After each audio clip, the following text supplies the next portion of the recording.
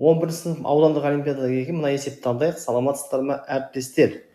Нақты x, y сандары үшін 1 бөлінген x, 1 бөлінген y және 1 бөлінген z сандарының қосындысы нөлге тең. Ендеше мына өрнектің дәлелдеу керек. Енді өзімізге ыңғайлы болу үшін 1 бөлінген x-ті a деп белгілейік, 1 бөлінген y-ті b деп белгілейік және 1 бөлінген z-ті c деп белгілейік. Ендеше a қосылған b қосылған c тең 0 ғой. Осы жерден a қосылған b дегеніміз минус c болады.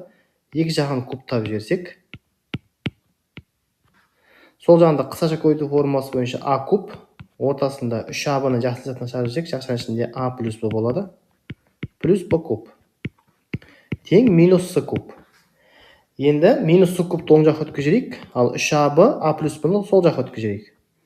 Так, a куб плюс b куб плюс c куб тең минус 3ab и көбейтілген a плюс b. a плюс b дегеніміз неге тең еді? Қазір ғана жаздық қой біз. a плюс b дегеніміз минус c-ға тең. Сонда минус c-ны апарып қойсақ, онда бізде a куб плюс b куб плюс c куб тең болады екен 3abc-ға.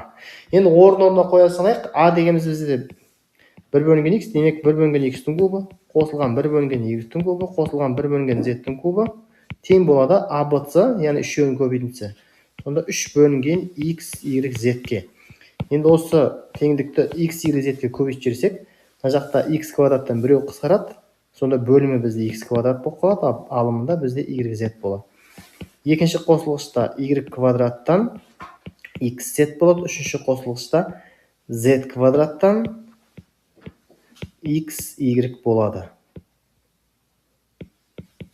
Тең, мына жақта x, y, z-тер қысқарып кетеді, 3 қалады. Сонда біздің дәлелдеу керек болған өрнек те шығады. Осымен есеп аяқталды.